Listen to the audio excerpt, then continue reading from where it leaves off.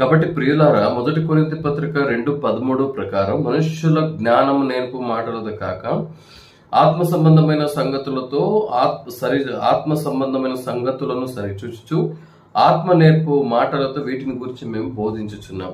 చూడండి, ఆత్మ సంబంధమైన సంగతులు మరియు ఆత్మ నేర్పే మాటలు. ఆత్మ సంబంధమైన సంగతి అనగా ఏంటి? మనం ఇంతకు ముందు చూసాం. యేసు ప్రభు పరలోకం నుండి వచ్చారు. శిష్యులు యేసు ప్రభు ఆత్మీయమైన బండ. సో అలాగే శిష్యులు ఆత్మ సంబంధమైన సేవకులు.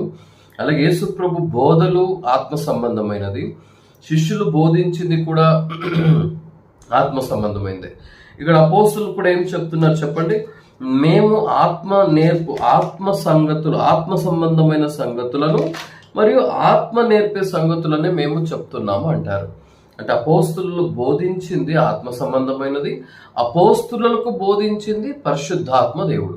పరిశుద్ధాత్మ బోధించిందే అపోస్తులు చెప్పారే కానీ స్వంత ఆలోచనతో వాళ్ళు మాట్లాడలేదు, స్వంత జ్ఞానంతో మాట్లాడలేదు.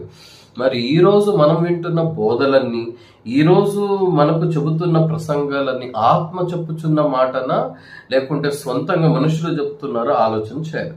సరే, పౌలు గారు చెప్పిన ప్రకారం ఆత్మ నేర్పే సంగతులు అనగా ఏమిటి అనేది చూస్తే, సో యోహాను సువార్త 16వ అధ్యాయం 14వ వచనము భాగంలో మనం చూసినట్లయితే అక్కడ యేసు ప్రభు చెప్తున్నారు. సో పరిశుద్ధాత్మ గురించి చెప్తున్నారు. సత్యస్వరూపి ఆత్మ వచ్చినప్పుడు ఆయన నా వాటిలోనివి తీసుకుని మీకు తెలియజేయను. అంటే పరిశుద్ధాత్మ కూడా ఆత్మ సంబంధమైన సంగతి అంటే యేసుక్రీస్తు గురించిన సంగతి. ఆత్మ నేర్పే మాటలు అంటే యేసు ప్రభు గురించిన విషయాలు నేర్పిస్తారు పరిశుద్ధాత్మ దేవుడు. సో యేసు ప్రభు గురించిన సంగతులు ఏంటి? ఆయన ఏం నేర్పుతారు? యేసు ప్రభు సంగతులని మనకు బయలుపరుస్తారు.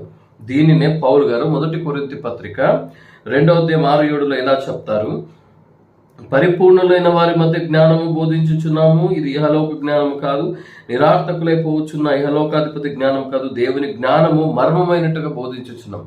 పౌలు గారు చెప్తున్నారు, మేము ఇహలోక జ్ఞానము, పరిపూర్ణులైన వారి మధ్య జ్ఞానము బోధించుచున్నాం, అది ఇహలోక జ్ఞానము కాదు. చూడండి, యేసు ప్రభు ఈ లోకానికి చెందిన మనుష్య కుమారుడు కాదు.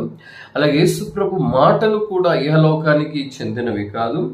అలాగే యేసు ప్రభు గురించిన జ్ఞానము కూడా ఈ ఇహలోకానికి సంబంధించింది కాదు. సో దీన్ని బట్టి మనం అర్థం చేసుకోవాల్సింది ఏంటంటే, బైబిల్ కూడా ఈ లోకానికి చెందిన గ్రంథము కాదు. అంటే అన్ని గ్రంథాలలో ఒక గ్రంథం బైబిల్ కాదు, అన్ని పుస్తకాలలో ఒక పుస్తకం బైబిల్ కాదు. అందరూ సులువుగా చెప్పబడేలాంటి వాక్యాలు